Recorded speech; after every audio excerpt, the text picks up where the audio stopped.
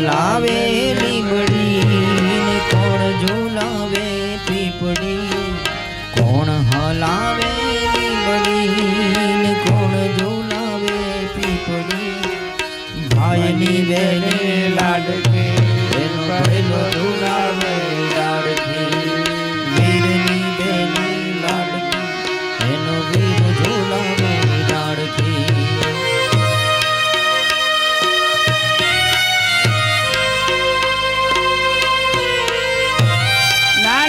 ભાઈ આજ બેન ને હિંચકામાં બેસાડે છે, હાથમાં દોરી લે છે અને બેન ને હિંચકા નાખે છે ત્યારે બેન કહે છે ભાઈ મારે મોટા ઘરનું માગવું આવ્યું છે, કદાચ મારા સાસુ સસરા ન આવવા દે મને તો ભાઈ તો તું મને મળવા આવજે અને હું રાખડી તને બાંધીશ.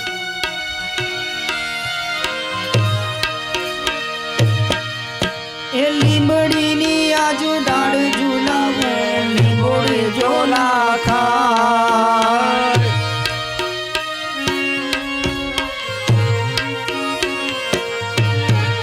લીંબડીની આજુ ડાળ ઝુલાવે લીંબોડી ઝોલા ખાય હિચકો બેનનો નાનો એવો આમ ઝુલાઈ જાય લીંબડી લીંબડી હેઠે બેની બા કે લીલુડી લીંબડી હેઠ બેની બાંચ કે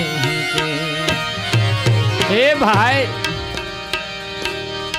હું તારી મોટી બેન છું પણ મારું માગું મોટા ઘરે આવ્યું છે માટે તમારે પણ ભાઈ તો હશે જ ને. આ જેને પણ ભાઈ હોય બેના રક્ષાબંધન દિવસે રાખડી બાંધવા જાજો પણ તમારો ભાઈ 200-500 રૂપિયામાં આપે ને તો લેતા નહીં અને ભાઈ પૂછે કે બેન ઓછા પડે છે 1000 આપું તમે કે ના ના ભાઈ મારે તારી પાસે કાંઈ નથી જોતું, મારે તારી પાસે એક વસ્તુ જોઈ છે, ખોળો પાથરીને માગજો કે ભાઈ તો આ વ્યસનથી મુક્ત રહે. જો દારૂ પીતા હોય તો તમારા ખોળામાં દારૂ મુકાવી દેજો અને જુગાર રમતો હોય તો તેનો જુગાર છોડાવી દેજો. આ છોડાવવાની તાકાત બેન સિવાય કોઈમાં છે નહીં. માટે ભાઈ આગળ અપેક્ષા માગો ને, કારણ કે જો જુગાર રમશે દારૂ પીશે એનું ઘર બરબાદ થઈ જશે અને ઘર બરબાદ થઈ જાય અને એનું મૃત્યુ થાય પછી એનું સંતાનનું કોણ. માટે પંખીડા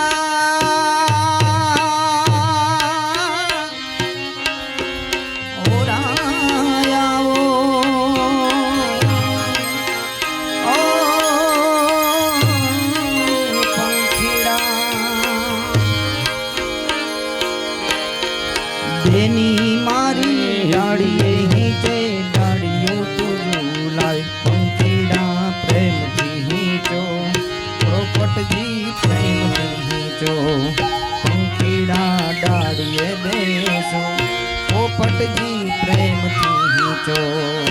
આજે બેનનો પ્રેમ જોઈ પશુ પક્ષીઓ કિલોલ કરવા લાગ્યા. ઝુલાવે પીપળી કોણ હલાવે લીમડી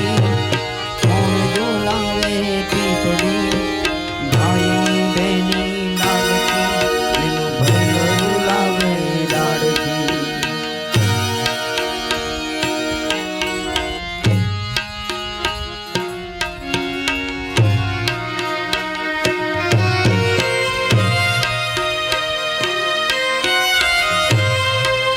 શીખવાડે છે ઘર ઘરની અંદર ભાઈ બહેનના પ્રેમની કથા આવે છે.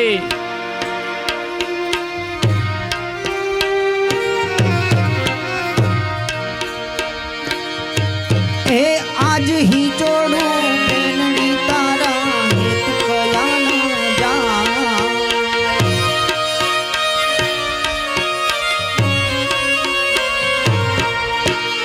આજ હી ચોડું બેનડી તારા હેત કયા ન જાય મીઠડો વાયુ બેની તારા આજ હિંચ કે બેસી જાય મોર ના બોલે બેની को डोले પાયલ ને મોરલા બોલે બેની નીચકો બોલે કોણ હલાવે લીંબડી કોણ ઝુલાવે પીપળી કોણ હલાવે લીંબડી કોણ ઝુલાવે પીપળી ભાઈની બેની લાડકી એનો ભૈલો ઝુલાવે લાડકી ભાઈની બેની લાડકી એન ભાઈની વાંચિયા લાડકી એનો ઝુલાવે લાડકી ભાઈની બેની લાડકી અને ભૈલો ઝુલાવે ડાળખી.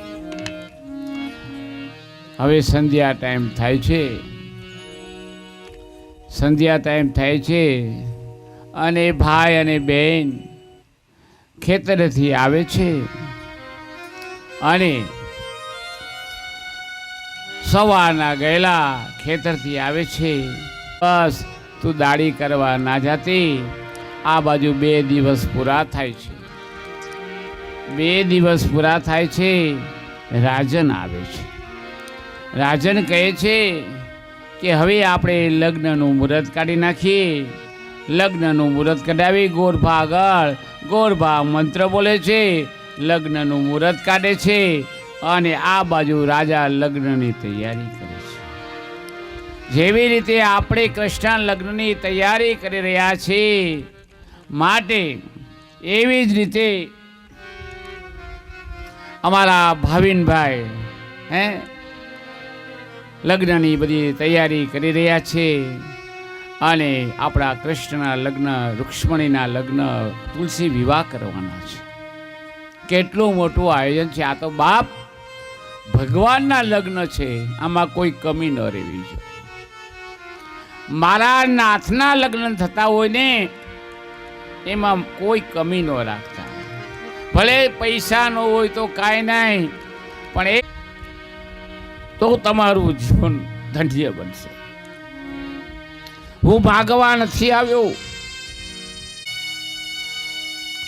આવી રીતે હવે લગ્નની તૈયારી થાય છે. ઢોલ નગારા વાગે છે, શરણાઈ વાગે છે. દીકરી બા નાનો એવો માંડવો નાખી આજ રાજાના ઘરેથી જાન આવવાની હતી. આપણે ત્યાં આજે જાન આવવાની છે કાલે, અને આ બાજુ લગ્નની તૈયારી થાય, જાન આવે છે અને એ સમયે 4 મંગલિયા ગવાય છે. 4 મંગલિયા ગવાય છે. દીકરીના માતા પિતા પાસે જે પણ સગવડતા હતી તે દીકરીને કરિયાવરમાં આપી છે. આપણી પાસે પણ જે સગવડતા હોય ને બાપ, એ અહીં કરિયાવરમાં આપવાનું છે. માટે જેવી રીતે અમારા ભાવિનભાઈ અહીંયા કોઈ મકાનનો સોદો કરવા આવે અને એમાં એમ કે અમે ધરાડા વેચી અને મકાન લેવા માટે ને વગર બોલાવે ત્યારે સમજી જવાનું કે આજે સોસાયટીનું કલ્યાણ થવાનું છે. હા, એ તો અગાઉથી તૈયારી કરે, કારણ કે સામેથી ગયા હોય એની પાસે કથા કરાવવા. પણ બાપ કોઈ ભગવાનનું સ્વરૂપ રહીને સાધુ આવે ને, અને એ કથા સત્સંગની અંદર તમને જે જ્ઞાન મળે ને વગર અપેક્ષાએ, તો સમજી લેવાનું કે અમારા કુટુંબનું અને આ સોસાયટીનું કલ્યાણ થયું છે. અમે તમારા ઘરે એને પુણ્યમાં બદલવા માટે તમારા ઘરમાં અમે પગલાં પાડીએ છીએ. નકર તો અહીંયા મહાકાળી હોટલ છે જ તે. અમે તમારી આગળ એક વસ્તુ મંગાવીને કે બાપુને આજે પાપડ બહુ ભાવે છે, એ અમે તમને જ્ઞાન આપીએ છીએ કે તમારી રસોઈમાં કઈ કમી છે, એ વસ્તુ અમે બનાવવા માટે તમને કહીએ છીએ. સાધુના શબ્દની પકડ તમારામાં હોય ને તો જીવન સુધરે, નકર સાધુ ગમે તેટલો સત્સંગ કરે ને જીવન બગડે. આવી રીતે હવે ઝાડના 4 મંગલિયા ગાય છે અને 4 મંગલિયા પૂરા થતા હવે દીકરી બાઈને વિદાય આપે છે. દીકરીબાઈને વિદાય આપે છે. વિદાય પ્રસંગ તો તમે બધાએ દીકરીને વરાવી હશે, તમને ખબર હશે કે બાપ દીકરીને વિદાય વખતે એક વ્યક્તિ બહુ રડે છે, જે આખા જગતને રડાવે, પણ એ વ્યક્તિ એક રડે છે, દીકરીનો બાપ. જ્યારે ગમે તેટલી મુશ્કેલી આવે દીકરીનો બાપ ન રડે, પણ જ્યારે દીકરીને વિદાય આપે ને તો બાપ ખૂણામાં જઈને રડે છે. અને બીજી વાર બાપ 2 વાર જ રોવે જીવનમાં. બીજી વાર રોવે છે જ્યારે દીકરો તેને ઘરમાંથી તછોડ દે ને તેથી બાપ ખૂણામાં જઈને રોવે છે. બાપે બાપ કોઈ દી રડે નહીં, પણ આ 2 દુઃખ, એક દીકરીને જ્યારે વિદાય આપે ત્યારે બાપ રડે, અને દીકરો એકવાર બાપને તરછોડ દે, તમને ખબર ન પડે તમે અહીંથી વૃદ્ધાશ્રમમાં જતા રહ્યો તેથી બાપ રડે છે. આ બાજુ દીકરીના વિદાય આપે છે, અને દીકરીને આજે કંકુવાળા હાથ કરી ગોર પાકે છે કે હવે અહીં તમે સહી કરતા જાઓ કે હવે બાપનો હક તમારા પછી ઉતરી ગયો. હવે અને દીકરી બા તરત કંકુવાળા હાથ કરી અને સહી કરે છે, બંને પંજા મારે છે. પિતાશ્રી, મારે હવે તમારી આગળ કાંઈ જોતું નથી. જે પણ દુઃખ પડે એ હું સહન કરીશ. બાપ ગમે તેટલું દુઃખ પડે, કોઈ દી આત્મહત્યા કરવાનો વિચાર પણ ન કરાય. આત્મહત્યા કરવી મહાપાપ છે.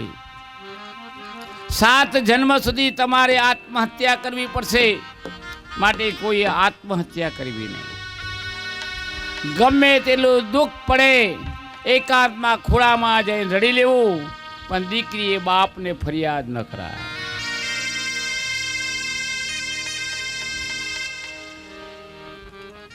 તો જીવન ચાલશે. અને એક જ વ્યક્તિ એવી છે કે જે ઘરમાં જાય છે ને એ ઘરને સુધારવાની શક્તિ દીકરીમાં છે. માં જગદંબા છે, પણ સહન કરશે તો સામાવાળા સુધરશે. કારણ કે એક દિવસ એ પણ સાસરે ગઈ હતી, એને પણ ખબર જ છે, છતાંય વહુની જીવ હખડી ન રહે ને તો ઘરમાં કંકાસ થાય અને તમારું જીવન બરબાદ થાય. આવી રીતે દીકરી સહી કરી અને એને વિદાય આપે છે. બેનાર દીકરીને વિદાય આપે છે. આ બાજુ ગાડીમાં દીકરી બાને બેસાડે છે. બેના રે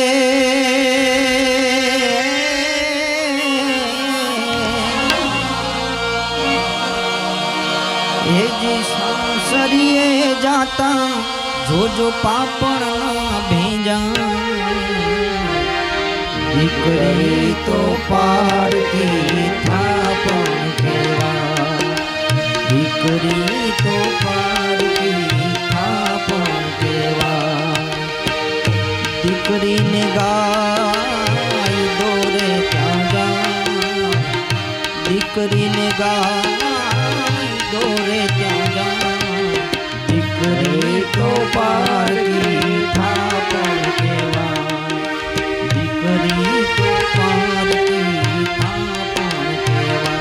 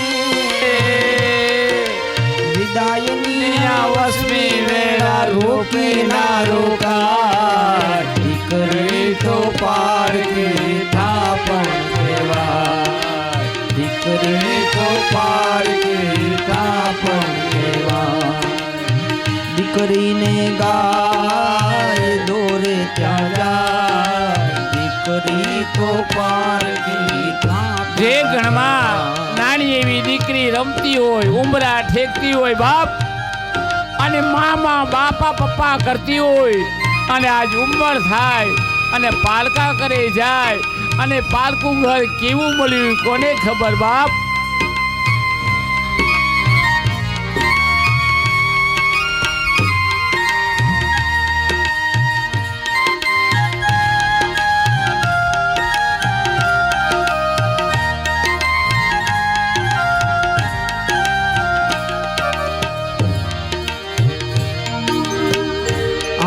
જુઓ આંસુ સૌનું પાણી જેવું પાણી પાણી જેવું પાણી સુખનું છે કે દુઃખનું એ તો કોઈ શક્યું ના જાણી કોઈ શક્યું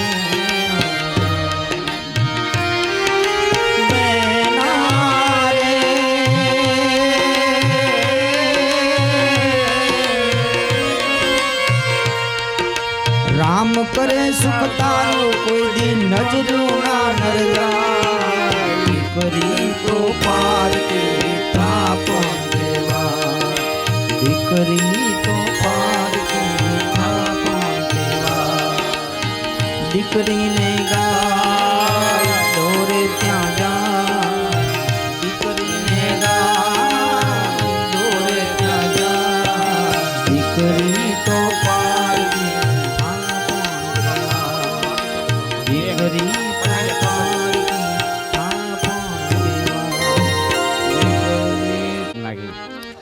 આવી રીતે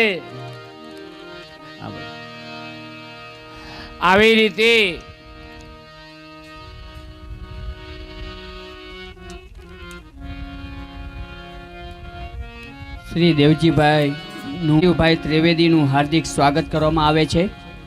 પૂજ્ય બાપુ દ્વારા તેઓનું સન્માન થાય છે. દ્વારિકાધીશ કી જય, કૃષ્ણ કનૈયા લાલ કી જય. એમના માતુશ્રી પણ આવ્યા છે, સ્ટેજ ઉપર આવે.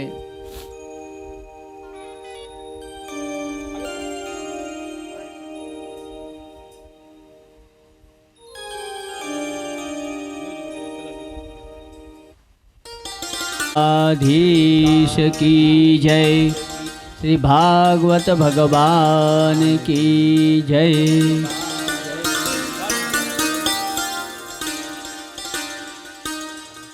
તેમના માતુશ્રી પણ આવ્યા છે, તેમનું સ્વાગત. અહીંયા આવી જાઓ બા, જેથી કથાનું મોડું ન થાય.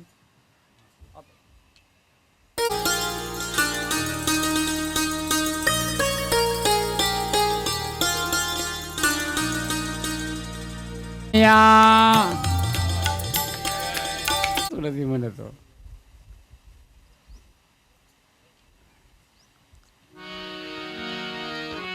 અમારા અહીંયા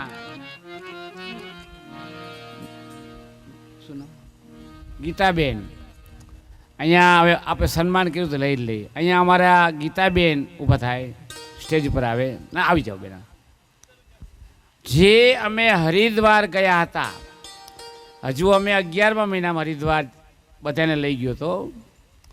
એના મુખ્ય યજમાન 31,000 રૂપિયાના અમારા મુખ્ય યજમાન અત્રે અહીંયા આવ્યા છે. અને હરિદ્વારની પહેલી કથા મારી સાંભળી અને ત્યારથી રોજ ફોન આવે કે બાપુ તમારી કથા ક્યાં છે, મારે આવવું છે.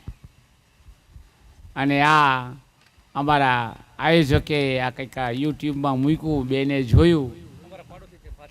હા હે કેટલો સંબંધ. ઘડીકમાં કે મેં મુસ્લિમ દીકરીને આ લગ્ન કરી આપ્યા એવા સેવા. શર્મા એટલે બ્રાહ્મણ ને? હા બધે અહીંયા આવે જેથી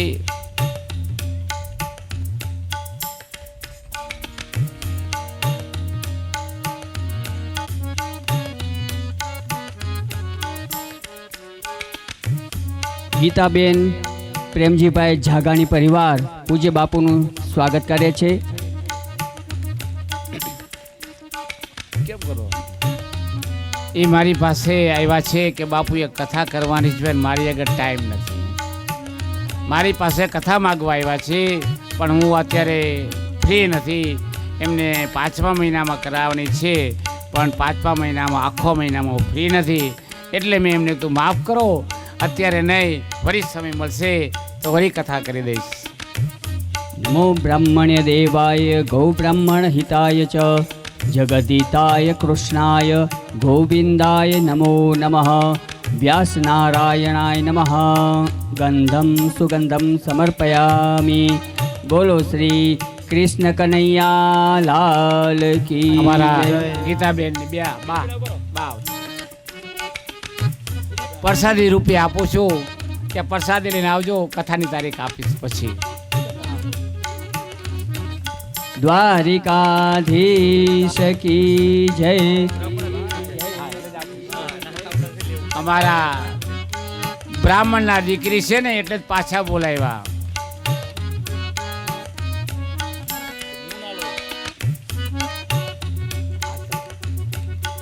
અને ગીતાબેન જાગાણી આપણા મુખ્ય યજમાન ભાઈનું પણ સ્વાગત કરી રહ્યા છે.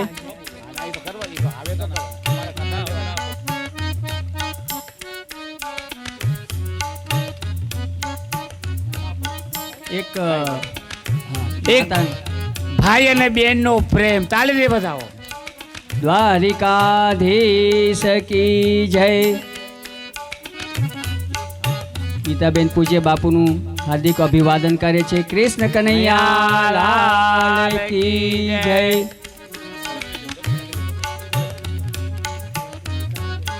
સાથે સાથે ગીતાબેન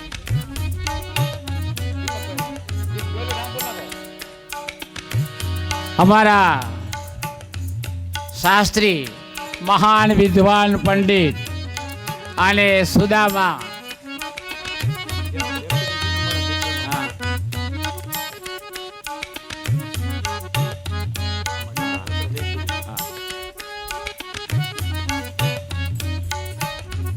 મને થોડુંક લખી દો તો યાદ આવી જાય. પછી આપીશ. હા.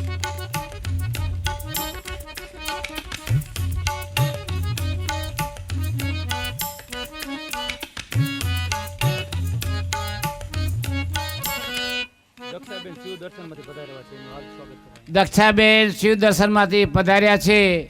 અત્રે વ્યાસપીઠ પર આવે તેમનું હાર્દિક સ્વાગત કરવામાં આવે છે.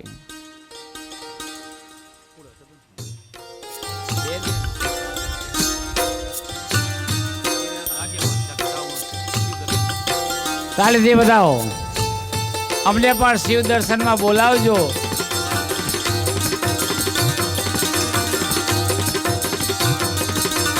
શિવ દર્શનના આગેવાન મારે એક સંકલ્પ, આ એરિયામાંથી મારે અઠવાડિયું જવું જ નથી, એટલે આલા પછી પડાવ એમના એરિયામાં નાખી દે.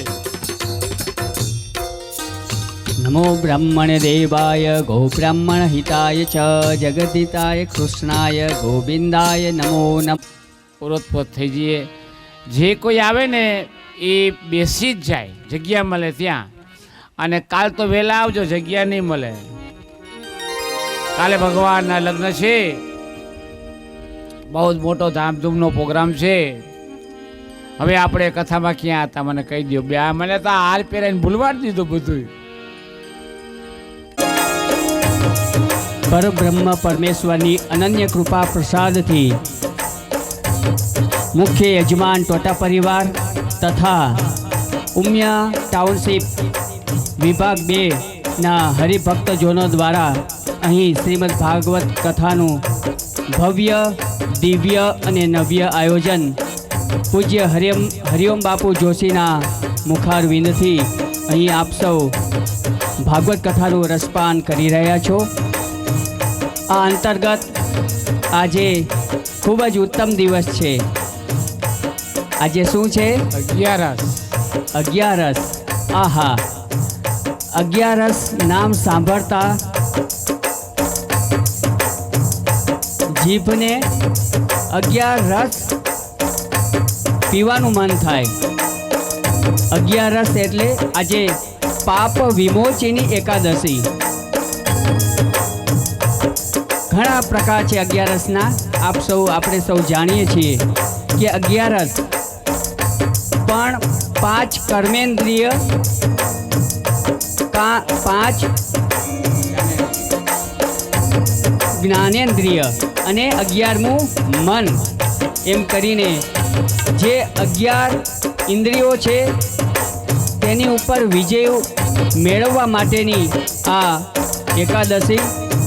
આવો આજના આ પવિત્ર દિવસે ભગવાન શ્રી હરિનું મંગળ જ્ઞાન કરીએ.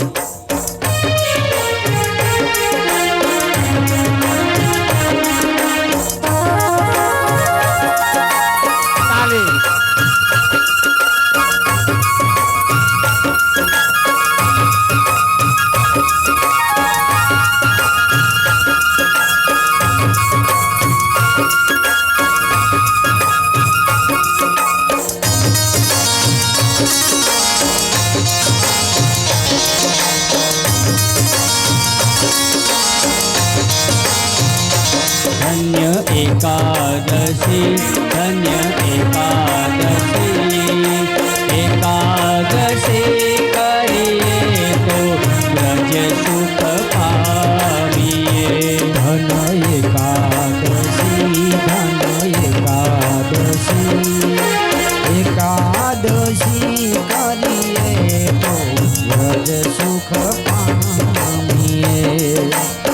વ્રજ સુખ અને વૈકુંઠ સુખ બંનેમાં ભેદ છે, બંનેમાં તફાવત છે. જો કૃષ્ણ કૃપાની અનન્ય ભક્તિ મેળવવી હોય તો વ્રજ સુખ મેળવવું પડે, અને મોક્ષની ગતિ જો પ્રાપ્ત કરવી હોય તો ગોલોક એટલે કે વૈકુંઠ લોક પ્રાપ્ત કરવું પડે. ધન્ય એકાદશી, ધન્ય એકાદશી. એકાદશી કરીએ તો વૈકુંઠ પામીએ. ધન એકાદશી, ધન એકાદશી. એકાદશી કરીએ તો વ્રજ સુખ પામીએ. મારે એકાદશીનું વ્રત કરવું છે. મારે એકાદશીનું વ્રત કરવું છે. મારે ધ્યાન હરિનું ધરવું છે. મારે ધ્યાન હરિનું ધરવું છે. મારે વૈકુંઠમાં જઈ વસવું છે.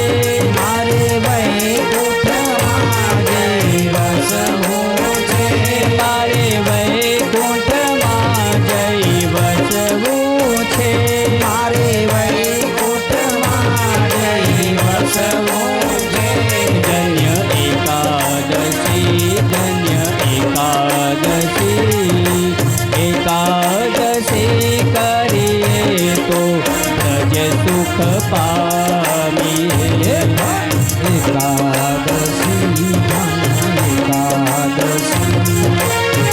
એકાદશી કરીએ તો વ્રજ સુખ પામીએ.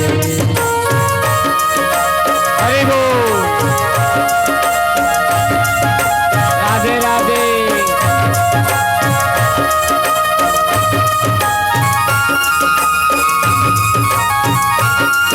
કાલી મહાદેવને વાલી.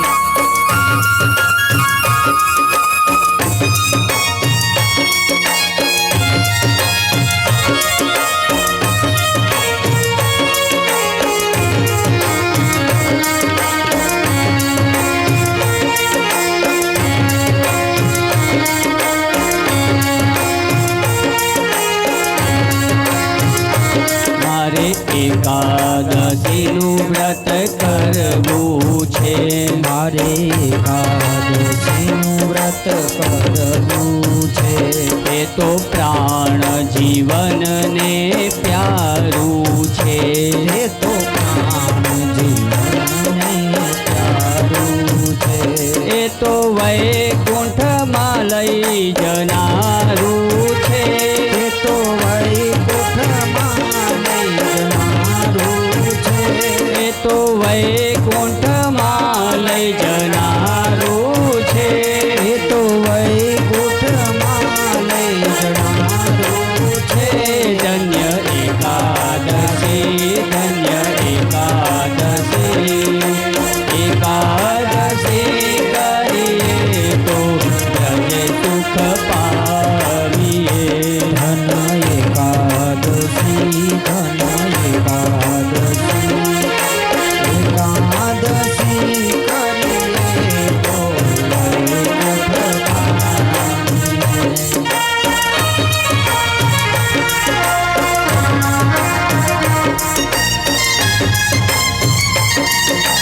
જય શ્રી કૃષ્ણ.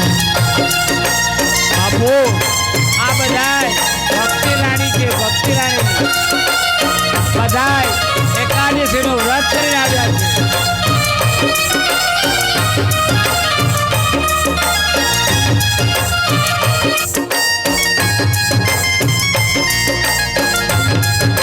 જય શ્રી રાધે.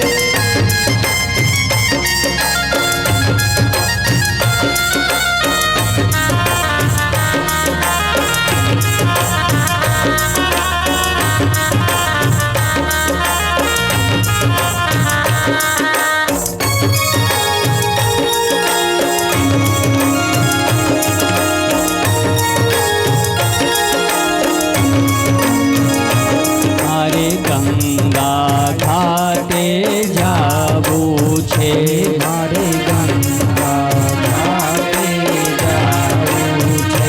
મારે ગંગા ઘાટે આવું છે ને બધાને હરિદ્વાર? જાવું છે. હે મારે ગંગા ઘાટે જાવું છે.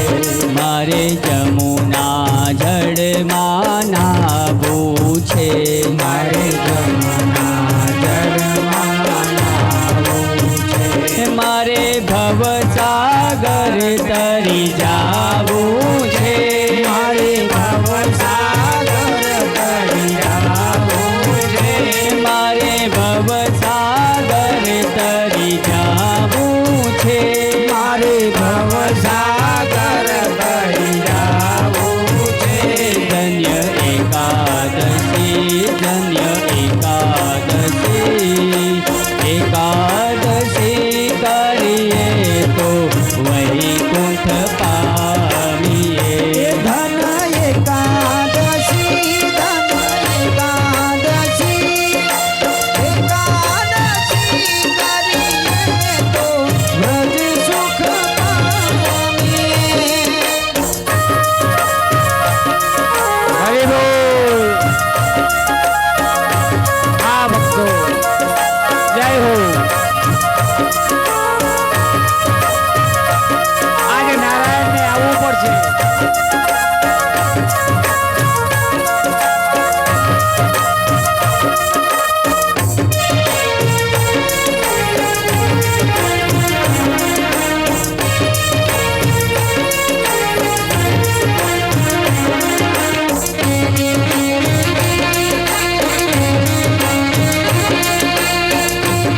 વાહ, કૃષ્ણની ગોપી જેવા લાગો છો.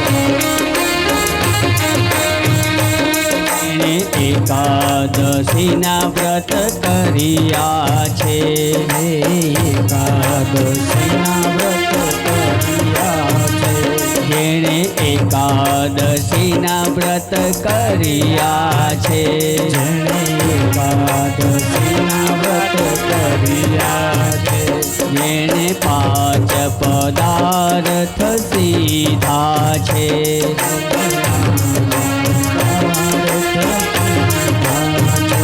તેને પ્રભુએ પોતાના કરી લીધા છે, તેને પ્રભુએ પોતાના કરી કરી લીધા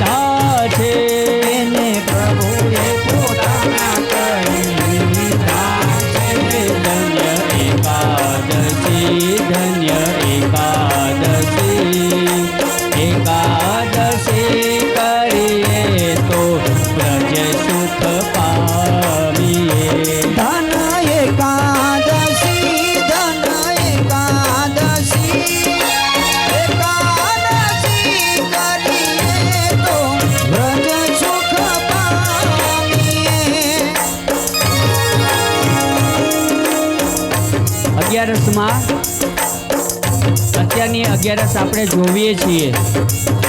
આજે જ અગિયારસ આપણે સૌએ કરી છે. આહા, બાને ત્યાં ખૂબ જ સુંદર મજાનું 11 પ્રકારના રસ હતા. ખરેખર સામો, પછી પૂરી અને રાજગરાનો શીરો, પાપડ, થાબડી, આહા, પછી ઘણી બધી મિશ્રી હતી. કહેવાય છે કે અગિયારસ 3 દિવસ ચાલે. અગિયારસ 3 દિવસ ચાલે. આજની કળિયુગની દસમની રાતથી અગિયારસ શરૂ થઈ જાય છે. કેમ કે ઘરે કે આવતીકાલે મારે અગિયારસ છે હો, સવારમાં બટેકા બાફી નાખજો, પતરી તળી નાખજો, મારે અગિયારસ કરવાની છે. એટલે અગિયારસના દિવસે સવારથી રોજ નિત્ય ભોજન ગ્રહણ કરતા હોય તેનાથી વધારે પ્રમાણમાં ભોજન ગ્રહણ કરે, ફલાહાર ગ્રહણ કરે. આમ કરતાં કરતાં અગિયારસ પૂર્ણ થાય. બારસના પહાણા કેવી રીતે થાય? સવારમાં ઉઠ્યા હોય અને જણાવે મારે ગઈકાલની અગિયારસ છે. રોજ નિત્ય 2 ભાખરી જમતા હોઈએ કે 1 રોટલો ખાતા હોઈએ. સવારમાં રોંદું કહેવાય ને આપણે દેશી ભાષાની અંદર. સવારમાં 2 રોટલા ખાય બારસના દિવસે કે વધારે, જેથી કરીને શું થાય છે? પેટ બગડે. પણ અગિયારસના દિવસે હરિની નજીક રહેવાનું છે, હરિનું સંકીર્તન કરવાનું કહ્યું છે.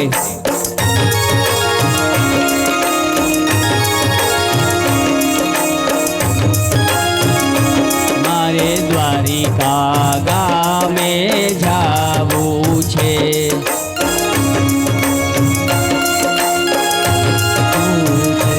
મારે દ્વારિકા ગામે જાવું છે, મારે દ્વારિકા ગામે જાવું છે, મારે ગોમતી ઘાટ આવવું છે, મારે ગોમતી ઘાટમાં નાવું છે, મારે રણ છોડ રાઈને મળવું છે. ધન્ય એકાદશી, ધન્ય એકાદશી, એકાદશી કરીએ તો વૈકુંઠ પામીએ. ધન એકાદશી, ધન એકાદશી, એકાદશી કરીએ તો વ્રત સુખ પામીએ.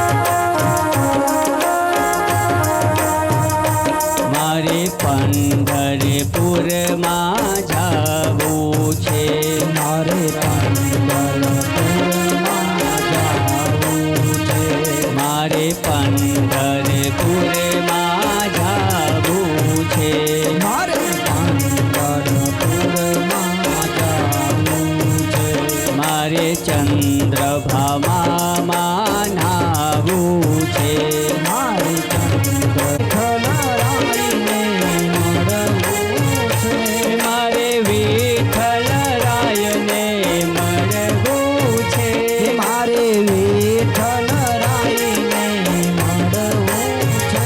ધન્ય એકાદશી, ધન્ય એકાદશી, એકાદશી કરીએ તો વ્રજ સુખ પામી. એકાદશી, ધન એકાદશી, કૃષ્ણાય વાસુદેવાય હરએ પરમાત્મને પ્રણત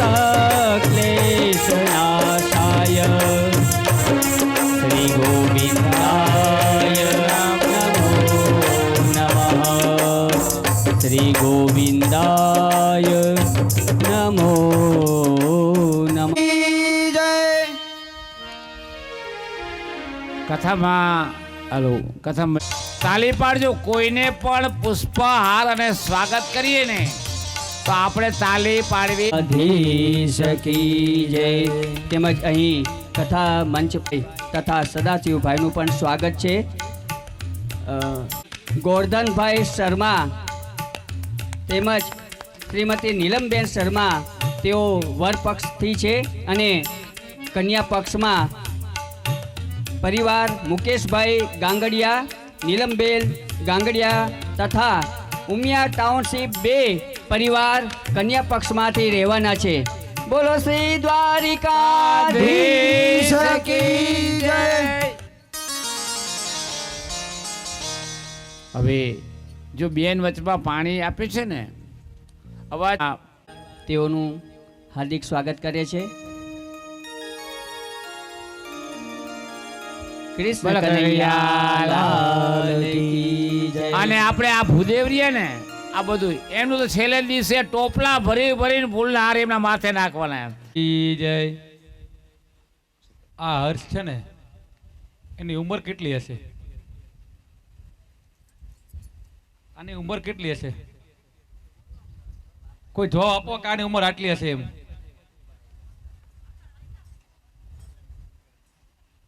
આ દીકરો 14 વર્ષનો છે. તાલી વાળો. એના પપ્પા સંજયભાઈ રહ્યા ને મારા અંગત મિત્ર. અમારા સતીશભાઈ કીધું કે એક દિવસ આ બાબાને હું ત્યાં લઈ આવીશ તબલા વગાડવા માટે. અમારા મેહુલભાઈ ખોટું ન લગાડતા એટલે મેહુલભાઈ કે આપણે સેવામાં આવે ને તો જરૂર છે કે. અને ખરેખર આ છોકરો એને ખબર પડી કે ટાઉનશીપમાં બાપુ કથા છે અને તબલા વાદકની જરૂર પડી છે. સતીશભાઈએ કીધું એટલે સંજયભાઈ ને એમના પરિવારે કીધું કે ભાઈના ઘરે જવાનું તો વિના સંકોચ જજે કે જ્યારે સંકોચ ન રાખતો. એના પપ્પા અંગત મારા મિત્ર છે. મલાર ચોકની અંદર બાજુમાં વાણંદ દુકાન છે, એની બાજુમાં જ એમની દુકાન છે. સંગીત સાધના બધા જ એની પાસે સાધનો છે, રિપેર કરે છે, પાછા નવા બનાવે છે. હાર્મોનિયમ હોય, બેન્જો હોય, તબલા હોય, બધું નવું બને, ઢોલકી હોય, જે જોઈ બધું મળે છે અહીંયા. એટલે આને જોરદાર તાલી બધા હોય એના પરિવાર માટે. દ્વારા તેને રજૂ કરીએ. ધીરે ધીરે જમાનો બદલાયો, ધીરે ધીરે જમાનો બદલાયો, ધીરે ધીરે જમાનો બદલાયો, ધીરે ધીરે જમાનો બદલાયો. પેલી ફેશનના વાયરા વાય જમાનો બદલાયો, પેલી ફેશનના વાયરા વાય જમાનો બદલાયો, ધીરે ધીરે જમાનો બદલાયો, ધીરે ધીરે જમાનો બદલાયો. પેલા મંદિરે દર્શન કરતા તા, પેલા મંદિરે દર્શન કરતા હતા, પેલા મંદિરે દર્શન કરતા તા, પેલા મંદિરે દર્શન કરતા હતા. અને હવે હવે હવે ફિલ્મ જોવાને જાય જમાનો બદલાયો, કે હવે ફિલ્મ જોવાને જોવાને જાય જમાનો બદલાયો, ધીરે ધીરે જમાનો બદલાયો, ધીરે ધીરે જમાનો બદલાયો.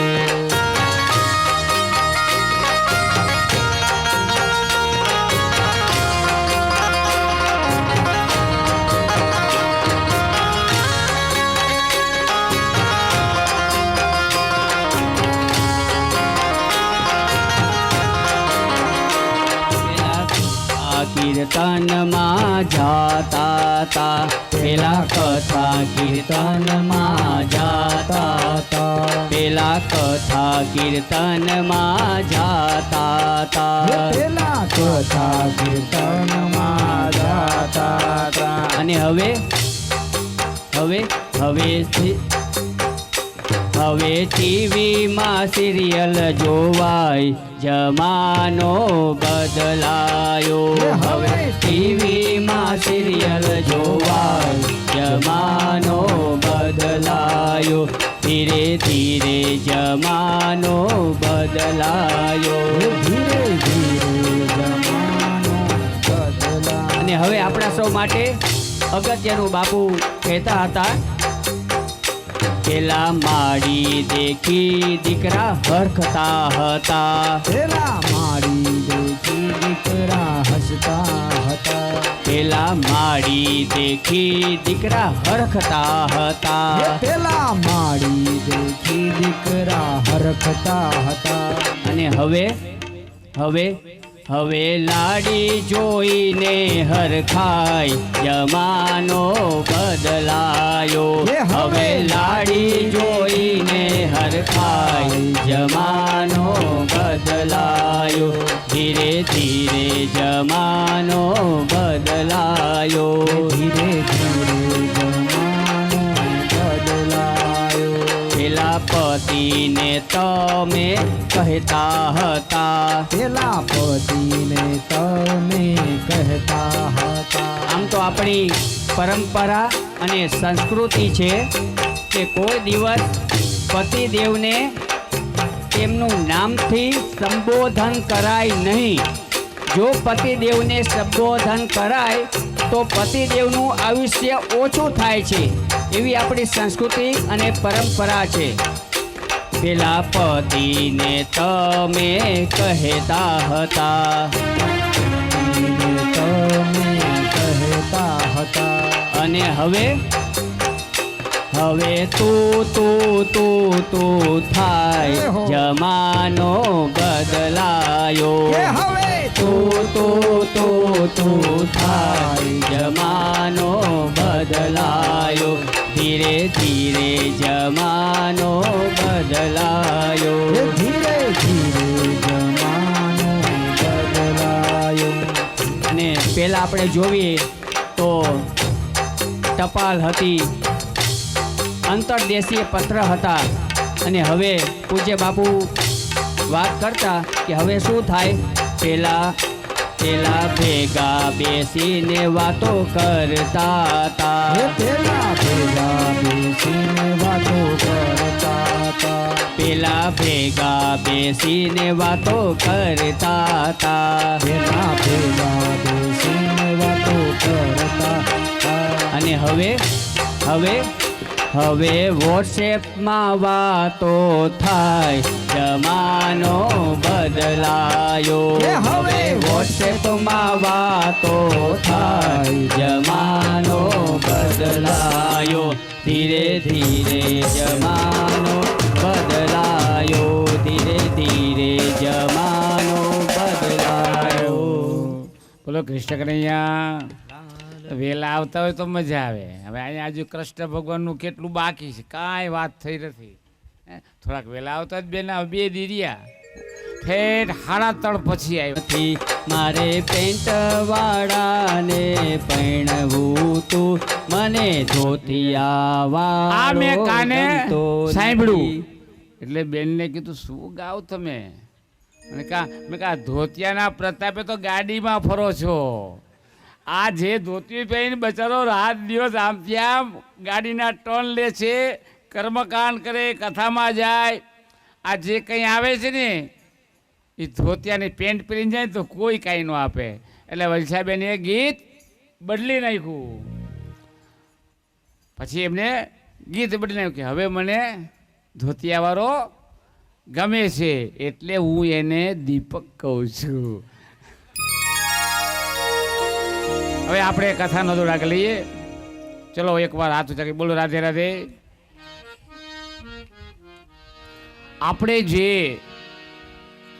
કથા કહી રહ્યા હતા, આ બાજુ જાન આવે છે, લગ્ન થાય છે, વિદાય ગીત ગાય છે અને ઘરે આવે એટલે જાનને પોખવામાં આવે. જાનને પોખે છે. આજે દીકરી કંકુ પગલાં પાડી અને ઘરમાં જાય છે. બાપ કોઈ દિવસ આડોશી પાડોશીમાં મિત્રમાં કોઈ દીકરીના માતા પિતાનો હોય તો તમારે એને સાથ અને સહકાર આપવો જોઈએ. એક પ્રસંગ મેં જોયો હતો. અમારા ભાઈના મિત્ર મુસ્લિમ સમાજના હતા. દીકરા મહિદભાઈનું અકસ્માતમાં અવસાન થયું હતું. અકસ્માતમાં લીમડી પાસે મૃત્યુ પામેલા તેની દીકરીના લગ્નમાં એક પિતાની ખોટ હતી અને એ પિતાની ખોટ આપણા આયોજક, એમનું નામ તો તમને આવડે જ છે, એમને આ ખોટ પૂરી પાડી હતી. માટે કહેવાનું તાત્પર્ય મારું એ છે કે આપણા આંગણે કોઈ પણ પાડોશીને પણ તકલીફ પડે ને તો આપણે મદદરૂપી થવું જોઈએ. આવી રીતે હવે કંકુ પગલાં પાડવામાં આવે છે. રાજબેલમાં કંકુ પગલાં પાડે છે અને બધાય હવે સમય થઈ ગયો તો ભોજન પ્રસાદ લેવાનો. આખું કુટુંબ ડાઇનિંગ ટેબલ પર બેસે છે. રાજ દરબાર ડાઇનિંગ પર બેસે છે. દીકરી મહાદેવની પ્રાર્થના કરે છે કે હે મહાદેવ, મેં કયા જન્મમાં એવું કર્મ કર્યું હશે કે મને આજ 32 જાતના ભોજન મળે, મને 32 જાતના ભોજન મળે. એકવાર કયા જન્મમાં એવું કર્મ કર્યું હશે કે રાજાના ત્યાં મારા લગ્ન થયા અને મને 32 જાતના ભોજન મળ્યા. જમણવાર પૂરો થાય છે અને રાતનો સમય હતો. પોતાના શયનખંડની અંદર આજે આરામ કરવા માટે જાય છે. પરંતુ લગ્નના કારણે અને દીકરી બા ગરીબ ઘરની કન્યા હતી. રાજ દરબારમાં આટા મારે છે ચારેકોર અને કુંવર સમજી જાય છે કે ગરીબ ઘરની કન્યા છે અને કુંવર પલંગમાં સૂતા હતા. તેમને નીંદર આવી જાય છે. દીકરી બા રાજ દરબારમાં જોતા જોતા આજે જે કુંવર સૂતા હતા એ ક્ષત્રિય હતા. પલંગની આગળ ઉપર દિવાલની અંદર એક તલવાર લટકતી હતી. તલવાર મ્યાનમાં હતી. દીકરી બા ભગવાનને પ્રાર્થના કરે છે કે હે પ્રભુ, તે મને પતિ આપ્યો ને એ પણ 36ની છાતીવાળો આપ્યો. તમે જેવું ભજન કરો ને એવા પતિ મળે. 36ની છાતીવાળો પતિ આપ્યો. પ્રભુ આ તારી કૃપા છે એમ કરી અને દીકરી બા પલંગ ઉપર ચડે છે અને જે તલવાર લટકતી હતી ને એ તલવાર આજે દીકરી બા હાથમાં લે છે. પણ તલવાર તો બાપ ક્ષત્રિયના હાથમાં શોભે. દીકરી બા તલવાર હાથમાં લઈ મ્યાનમાંથી તલવાર કાઢવા જાય છે. તલવાર હાથમાંથી છટકી જાય ને કુંવર સૂતા હતા એનું ડોકું કપાઈ જાય છે. કર્મના લેખ તમે જોજો. હજુ લગ્ન કરીને આવ્યા છે અને કુંવરનું ડોકું કપાઈ જાય છે અને દીકરી બા રડવા લાગે છે. અરે મારાથી આવું પાપ થઈ ગયું. પ્રભુ હમણે તે મને સુખ આપ્યું અને ઘડીકમાં દુઃખ. ક્યારે દુઃખ આવશે કોઈને ખબર નથી અને ક્યારે સુખ આવશે તમને ને મને ખબર નથી. માટે ચેતી જાજો હે માનવી. હજુ પણ કથા કરું છું અને કહીને જાઉં છું કે ચેતી જાજો. માટે ક્યારે દુઃખ આવશે ને ક્યારે સુખ આવશે એનું કાંઈ નક્કી નથી. અને આ કુંવરની ડોક કપાઈ ગઈ. દીકરી રડવા લાગી. ખૂબ રડે છે, પશ્ચાતાપ કરે છે. પણ કેવું કોને? જો પોતે એમ કે, આ છોકરાને બેસાડી દે, કોઈ એમ કે મારા હાથથી તલવાર પડી ગઈ તો રાજાના નિયમો એવા હતા ફાંસીની સજા આપે. એટલે રાતના સમયે દીકરી બા ચીસુ પાડવા માંડી, બચાવો મને, કોઈ બચાવો બચાવો. સિપાહીઓ દોડીને આવ્યા અને કે શું થયું? અરે જુઓ, એક વ્યક્તિ અહીંથી જાતો હતો અને આ ડોવન કુંવરના ગળામાં તલવાર મારી અને જતો રહ્યો. કે કોણ હતો? તો કે ખબર નથી. સવારનો 4 વાગ્યાનો સમય હતો અને મેં ઝરૂખા બારીમાંથી જોયું હતું કે એક ધોતી પહેરી એક બ્રાહ્મણ જાતો હતો. અરે